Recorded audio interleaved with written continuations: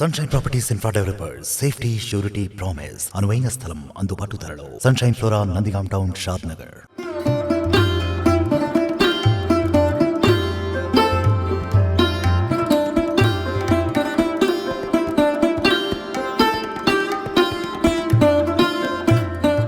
Doctor B R Ambedkar సచివాలయ ప్రాంగణంలో సందడి నెలకొంది. ఈరోజు ఆ సచివాలయ నిర్మాణం పూర్తయిన తర్వాత ఈరోజు అలాగే ఇక్కడ కట్టినటువంటి గుడి, చర్చు, మసీదుని సీఎం కేసీఆర్ చేతుల మీదుగా ఆవిష్కరించడం జరిగింది. ఈ కార్యక్రమానికి గవర్నర్ తమిళిసై కూడా వచ్చారు. ప్రస్తుతం మనం చూద్దాం దీనికి సంబంధించినటువంటి డీటెయిల్స్లో గుడి నిర్మాణం ఎలా ఉంది ఏంటనేటువంటిది డీటెయిల్స్లోకి వెళ్దాం. ఒకసారి చూస్తూ ఉన్నాం, మనం గుడి ప్రాంగణంలో ఉన్నాం. ప్రత్యేక పూజలు, యజ్ఞాలు ఇక్కడ నిర్వహించిన తర్వాత ప్రత్యేక ముహూర్తం ద్వారా ప్రాంతానికి వచ్చినటువంటి పరిస్థితి. గవర్నర్ తమిళిసై అలాగే ముఖ్యమంత్రి కేసీఆర్ ఇక్కడికి రావడం జరిగింది. అయితే ఈ గుడి ప్రాంగణంలో పాత సెక్రటరియట్ సందర్భంగా ఉన్నటువంటి గుడిని వారు శాశ్వతికంగా తొలగించడం జరిగింది. దాంట్లో భాగంగా ఇప్పుడు కొత్త గుడి నిర్మాణానికి అన్ని ఏర్పాట్లు పూర్తయిపోయాయి. ఈ ప్రాంతం మనం ఉన్నటువంటి ఈ గుడి ప్రాంతం ఏదైతే ఉందో 2300 గజాలకు సంబంధించినటువంటి ఈ ప్రాంతంలో గుడి నిర్మాణం జరిగింది. దీంట్లో ఏమేమి ఉన్నాయంటే శివాలయం ఉంది, పోచమ్మ గుడి, హనుమాన్కి సంబంధించినటువంటి అలాగే గణపతి సంబంధించినటువంటి గుళ్ళ నిర్మాణం జరిగింది. ఈ ప్రాంతంలో ఇక్కడ ఉదయం నుంచే ప్రత్యేకంగా కార్యక్రమాలు, పూజలు, హోమాలు పూర్తి చేయడం జరిగింది. మంత్రి ప్రశాంత్ రెడ్డి ఆధ్వర్యంలో ప్రస్తుతం మనం గుడి ప్రాంగణంలో ఉన్నాం, చూస్తూ ఉన్నాం. గుడి ఓపెనింగ్ అయిపోయిన తర్వాత ఇక్కడ భక్తులకు అన్నప్రసాదం అలాగే తీర్థ ప్రసాదాలు వితరణ చేయడం జరిగింది. మనం చూస్తున్నాం గుడి ప్రాంగణంలో విశాలమైనటువంటి గుడి నిర్మాణం జరిగింది. వెళ్దాం గుడి ప్రాంగణంలోకి. ఒకసారి మనం లోపలికి వెళ్తూ ఉన్నాం, చూడొచ్చు విజువల్స్తో. మన వీడియో జర్నలిస్ట్ శివ చూపిస్తూ ఉన్నారు విజువల్స్ని. ఇది ధ్వజస్తంభం. మొత్తం 2300 గజాలకు సంబంధించినటువంటి నిర్మాణంలో ఎగ్జాక్ట్లీ సెక్రటేరియట్ ద్వారానికి రైట్ సైడ్న ఇది నిర్మాణం అయింది. పక్కనే అంటే ఇటు పక్కన మెయిన్ రోడ్ ఉంది. గతంలో ఈ ప్రాంతం అంతా కూడా ఉంటే ఈ మెయిన్ రోడ్కి గుడి అనుకూలంగా అంటే కార్నర్లో గుడిని నిర్మాణం చేపట్టినటువంటి పరిస్థితి ప్రస్తుతం మనం చూస్తూ ఉన్నాం. గుడిలోకి వెళ్దాం. ఒకసారి గుడి సంబంధించినటువంటి పూజారితో కూడా మాట్లాడేటువంటి ప్రయత్నం చేద్దాం. లోపలికి వెళ్ళి కాస్త విశాలంగానే ఓపెన్గా అందరికీ అనుకూలంగా ఉన్నటువంటి ఏర్పాట్లు చేసినటువంటి సిచ్యువేషన్ ఉంది, మనం చూస్తూ ఉన్నాం. సింహవాహిని ఉన్నారు. అమ్మవారికి ఎదురుగా సంబంధించినటువంటి సింహవాహిని సాధారణంగా శాశ్వతికంగా జరిగింది. ప్రాణప్రతిష్ఠ చేసిన తర్వాత దీనికి సంబంధించినటువంటి అన్ని ఏర్పాట్లు పూర్తయి మనం లోపలికి వెళ్తా ఉన్నాం. ఒక్కసారిగా విజువల్స్ చూద్దాం. మొదటగా గుడిలోకి ఎంటర్ అయినటువంటి వారికి ఈ మొదట్లో కనిపించేటువంటిది శివాలయం కనిపిస్తూ ఉంది. మనం చూడొచ్చు శివలింగ ప్రతిమ, శివుడు ఉన్నారు ఇక్కడ. ఆర్టీవీ ఎక్స్క్లూజివ్గా చూపించే ప్రయత్నం చేస్తూ ఉంది. శివాలయానికి ముందు నంది విగ్రహ ప్రతిష్టాపన జరిగింది. సాధారణంగా భక్తులంతా కూడా నంది సంబంధించినటువంటి 2 కొమ్ముల మధ్యలో నుంచి శివుని చూస్తారు. ఇదంతా సంప్రదాయానికి సంబంధించిన అందరికి తెలిసిందే మనందరికీ. సో ఇక్కడ దర్శనం చేసుకున్న తర్వాత శివాలయం తర్వాత నేరుగా ఇక్కడ ప్రత్యేకంగా పూజలు నిర్వహించిన తర్వాత ఇక్కడ నుంచి అమ్మవారి దర్శనం ఉంటుంది. అమ్మవారి దర్శనం చేసుకున్న తర్వాత ఒకసారి విజువల్స్లో చూస్తే చాలా విశాలంగా ఉంది. గతంలో ఉన్నటువంటి మందిరాల కంటే కూడా విశాలంగానే నిర్మించినటువంటి సిచ్యువేషన్ అయితే కనిపిస్తూ ఉంది. మనం చూస్తూ ఉన్నాం విజువల్స్లో. మొదటగా ఈ ప్రాంతంలోకి రాగానే శివయ్య దర్శనం కనిపిస్తుంది. తర్వాత ఇక్కడ అభిషేకం చేసుకోవడానికి కూడా ప్రత్యేక ఏర్పాట్లు చేసినట్టుగా అయితే కనిపిస్తూ ఉంది. మనం చూడొచ్చు విజువల్స్లో కూడా. లోపల అభిషేకం చేసుకుంటే కనుక బయటికి వెళ్ళడానికి అన్ని ఏర్పాట్లు చేసినటువంటి సిచ్యువేషన్ అయితే కనిపిస్తూ ఉంది. గతంలో ఈ సెక్రటరియట్ లోపల ఉన్నటువంటి టెంపుల్స్లోకి ఎంప్లాయీస్ ఏదైనా బోనాల సందర్భంలో మాత్రమే ఇతరులను అనుమతించేవారు. సాధారణంగా అయితే సెక్రటరియట్ లోపల ఉన్నటువంటి వారు మాత్రమే దర్శనం చేసుకునేటువంటి అవకాశం ఉంటుండే. సో ఇది సెక్రటరియట్కు పరిధిలో ఉన్నప్పటికీ కూడా సెక్రటరియట్ లోపలికి సంబంధం లేకుండా బయట నుంచి సాధారణ భక్తులు ఎవరైనా వచ్చి దర్శనం చేసుకునేలాగా ఏర్పాట్లు చేసినటువంటి పరిస్థితి మనం చూస్తూ ఉన్నాం. మార్నింగ్ నుంచి ఇక్కడ శాశ్వతికంగా పూజలు కావచ్చు, అన్ని ఏర్పాట్లు చేసినటువంటి భక్తులకు ఇక్కడ ఉన్నటువంటి వారికి సంప్రదాయబద్ధంగా అన్ని కార్యక్రమాలు నిర్వహించారు. పూలతో అలంకరణ చేశారు. సంబంధించినటువంటి పిల్లర్సు, ఏరియా అంతా కూడా భక్తులు ఆస్వాదించడం జరిగింది. సీఎం గవర్నర్ తమిళిసై ఇద్దరు వచ్చి వెళ్ళిన తర్వాత సాధారణ భక్తులందరినీ అనుమతిస్తూ ఉన్నారు. విజయోత్సవం చూస్తూ ఉన్నాం. అమ్మవారి సంబంధించినటువంటి ఆలయంలో కూడా వెళ్దాం ఒకసారి. మనం కూడా దర్శనం చేసుకుందాం. ప్రేక్షకులందరికీ కూడా చూపించేటువంటి ప్రయత్నం చేద్దాం ఒకసారిగా.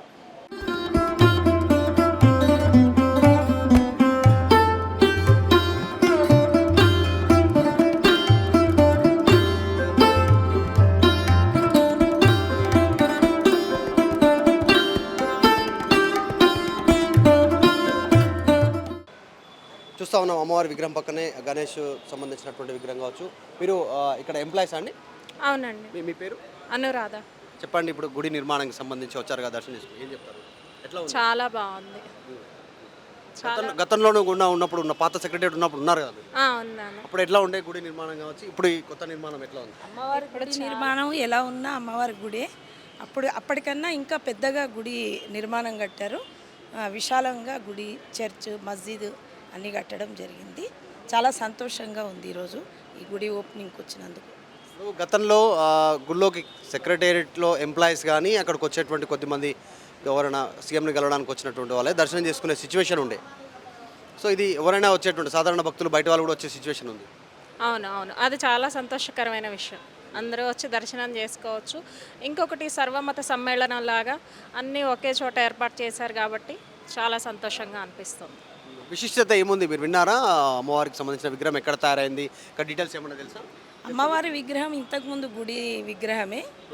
ఆ గుడి నుండి కొత్తగా శివాలయము ఇక్కడ ఇంకా మేము అక్కడికి వెళ్ళలేదు. అయితే 3 గుడులు కట్టడం జరిగింది. ఇంతకుముందు ఒకటి అమ్మవారికి నల్లపోచమ్మ ఆలయం ఒక్కటే ఉండింది. ఇప్పుడు 3 ఆలయాలు ఇక్కడ కట్టడం జరిగింది. మస్జిద్, చర్చ్ కూడా, చర్చ్ మామూలు హాల్లో ఉండేది, ఇప్పుడు చర్చ్ నిర్మాణం కూడా చేశారు. మస్జిద్ కూడా మహిళలకు కూడా ప్రత్యేకంగా ఇంతకుముందు లేదు ఆ విధంగా, కేవలం పురుషులు మాత్రమే నమాజ్ చేసుకునే విధంగా ఉండింది. అక్కడ ఆ కట్టడాలు కూడా కట్టారు. ఏంటి గుడి స్పెషాలిటీ ఏంటి, ఏమేమి చెప్పారు మీరు? అమ్మవారి గుడి ఇంతకుముందు కూడా సెక్రటేరియట్ నిర్మాణం నుండి మనకు అమ్మవారి గుడి ఉంది. అయితే ప్రత్యేకత అంటే మనకు సెక్రటేరియట్ కాకుండా ఆ పరిసరాల్లో కాకుండా బయటి వైపు ఇక్కడ కట్టడం జరిగింది. అయితే బయట విజిటర్స్ కూడా ఎవరైనా గుడిని ఇంతకుముందు అంటే సెక్రటేరియట్ ఎంప్లాయీస్ వరకు మాత్రమే మనం దర్శనం చేసుకోవడానికి ఉండింది. ఇప్పుడు ఈ బయట నుండి ఎవరు వచ్చైనా దర్శనం చేసుకోవచ్చు. మామూలు భక్తులు అందరూ వచ్చే విధంగా ఈ కట్టడం జరిగింది. చాలా అద్భుతంగా ఉంది, మాకు చాలా సంతోషంగా ఉంది. ఏమేమి స్పెషాలిటీ కనిపించింది మీకేమో? ఏమేమి స్పెషాలిటీ అంటే అంతగా కొత్త నిర్మాణం కాబట్టి అంత చాలా బాగుంది. బయట నుంచి వచ్చే భక్తులకు కూడా అన్ని సౌకర్యాలు కల్పించారు కాబట్టి చాలా సంతోషకరమైన విషయం. So happy. సాధారణంగా మేము ఎంప్లాయీస్ ప్రతిరోజు ఆఫీస్కి వస్తుంటాము. టెంపుల్స్కి వెళ్ళడం అనేది చాలా ఇబ్బందికరంగా ఉంటుంది. అన్ని వారాలు ఇక్కడే ఉంటాం. ఈరోజు కూడా వరలక్ష్మి వ్రతం ఉన్నందుకు చాలామంది మహిళలు ఈరోజు రాలేకపోయినారు. మేము ప్రతిరోజు ఆలయానికి కనీసం శుక్రవారం అని ఇట్లా రావడానికి, మంగళవారం, శుక్రవారం మేము ఇక్కడే దర్శనం చేసుకోవడానికి ఎంప్లాయీస్కు ఉంటుంది. నెక్స్ట్ ఇక్కడ నుంచి నెక్స్ట్ ఆఫీస్ టైమింగ్స్లో కంటే ముందు కొంచెం మీరు బిఫోర్ వచ్చి దర్శనం చేసుకుంటారు. ఎర్లీగా వచ్చి దర్శనం చేసుకుని వెళ్తే మాకు కూడా కంఫర్ట్ ఉంటుంది, టైం కూడా సేవ్ అవుతుంది, హ్యాపీగా. మీ పేరు? నా పేరు Mangamma, section officer, industries department. మీరు? నేను అనురాధ, సెక్షన్ ఆఫీసర్. రైట్. ఇది ఎంప్లాయీసే, సెక్రటరీ ఎంప్లాయీసే వాళ్ళు హ్యాపీగానే ఫీల్ అవుతూ ఉన్నారు. గతంలో కంటే కూడా కొంచెం విశాలంగానే ఉంది మందిర్ నిర్మాణం. అయితే సాధారణ రోజుల్లో డ్యూటీ చేసుకునేటువంటి టైమింగ్స్లో గుళ్ళోకి వెళ్ళాలంటే కాస్త ఇబ్బందికరమైన వాతావరణం ఉంటుంది. అంటే టైం సరిపోదు. ఇక్కడ మాత్రం పక్కనే ఉన్నందుకు దర్శనం చేసుకుని కూడా టెంపుల్కి వెళ్ళి వచ్చినటువంటి. సరే, ఈసారి ఈ గుడి నిర్మాణానికి సంబంధించినట్టు చూస్తే శివుడు, గణేశుడు, అమ్మవారి విగ్రహము, తర్వాత హనుమంతుడి విగ్రహం కూడా ఉంది. హనుమంతుడి స్వామి హనుమంతుడి విగ్రహం కూడా ఉన్నటువంటి పరిస్థితి. ఇక్కడికి వచ్చినటువంటి వాళ్ళంతా కూడా మొదటగా గణేశుణ్ణి, అలాగే సింహవాహినికి సంబంధించినటువంటి ఈ అక్కడి నుంచి మొదలు పెడితే శివయ్యను దర్శనం చేసుకున్న తర్వాత అమ్మవారి విగ్రహము, తర్వాత డైరెక్ట్గా రామభక్త హనుమాన్ జీ విగ్రహం దర్శించుకొని బయటికి వెళ్ళేటువంటి అవకాశం ఉంది. ఇక్కడికి వచ్చినటువంటి వారందరూ కూడా తీర్థ ప్రసాదాలు అందించడానికి అన్ని ఏర్పాట్లు చేసినటువంటి సిచ్యువేషన్ ఉంది. మీరు ఇక్కడే ఉంటారా? మీరు ఎక్కడ ఉంటారు? టీఎస్ఎస్పీ డీజిల్ ఆఫీస్ పక్కన ఆఫీస్. అంటే మీరు electricity office, employee electricity board office okay పక్కన రిటైర్డ్ సర్వీస్లో ఉన్నాను. మాకు టెంపుల్ ఆఫీస్ పక్కన టెంపుల్ కట్టేసి చాలా థ్యాంక్స్ఫుల్ టు కేసీఆర్ గారు. I thank for government for employees గురించి మాకు మంచి దర్శనం గురించి మార్నింగ్ ఆఫీస్ టైంలో ఆఫీస్ గురించి టెంపుల్ దర్శనం ఇచ్చారు. Thanks Telangana government. Thank you. అంటే ఒక పీస్ఫుల్ మంచిగా అనిపిస్తుందా ఇక్కడ టెంపుల్ చాలా వాతావరణం weather? మెంటల్ పీస్ ఉంది. ఎందుకంటే చర్చ్, గురుద్వారా, మస్జిద్ అందరు ఎంప్లాయీస్కి ఈవెన్ ఈ has taken care of Muslim employees, Christians అందరు ఆల్ కమ్యూనిటీస్కి తీసుకున్నారు. So I thank this Telangana government.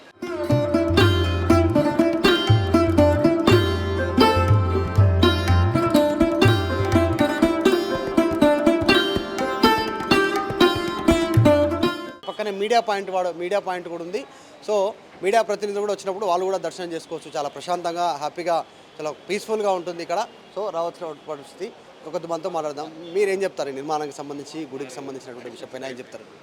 నా పేరు సయీద్ అండి, additional secretary, municipal administration department. చాలా సంతోషంగా ఉంది ఈ రోజున.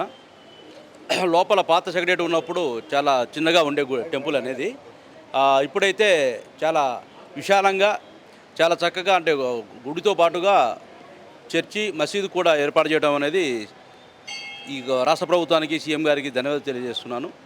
ఇప్పుడైతే చాలా సంతోషంగా ఉంది. పొద్దున్న జరుగుతున్న కార్యక్రమం చూస్తూ ఉంటే కనుక పూజారులు కానీ, మన జరిగిన వ్రతం కానీ, పూజలు కానీ, ఇదంతా కూడా చాలా అద్భుతంగా ఉంది.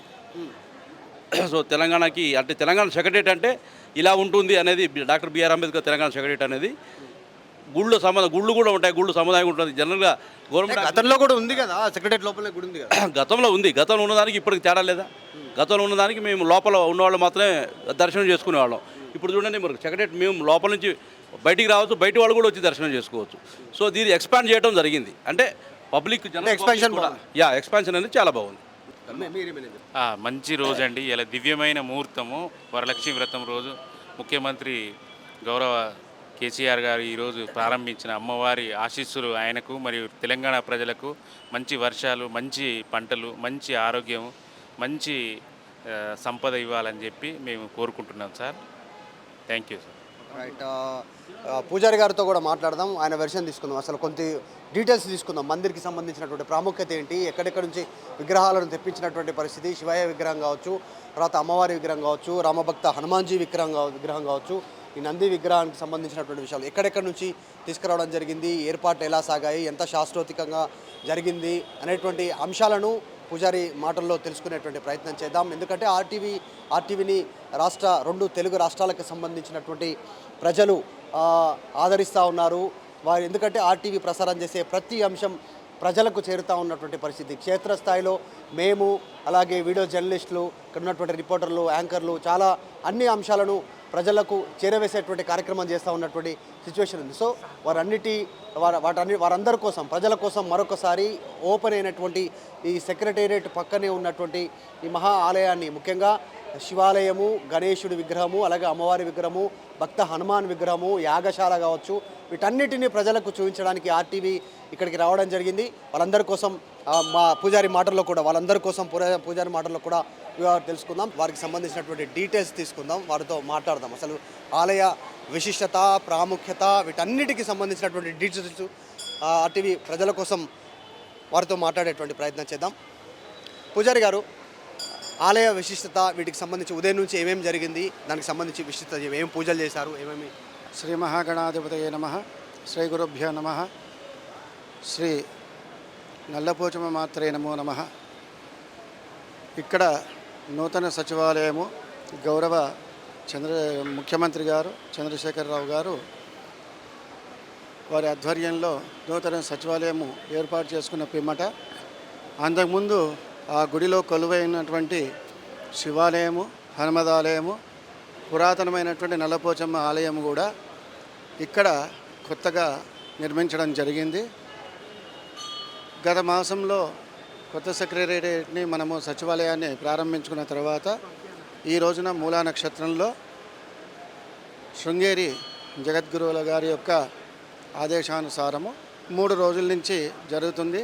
మొన్నటి నుంచి ప్రారంభమైనటువంటి కార్యక్రమాలు ఈ రోజున 9:55 అమ్మవారి యొక్క స్థిర ప్రతిష్ట కార్యక్రమం జరిగింది.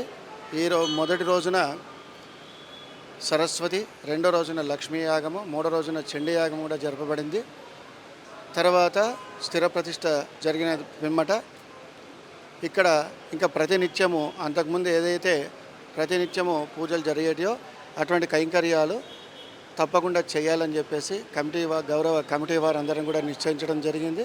అదేవిధంగా ఇక్కడ ప్రతినిత్యం కూడా కార్యక్రమాలు నడుస్తూ ఉంటాయి, పూజలు నడుస్తుంటాయి. శుభమస్తు. ఓకే.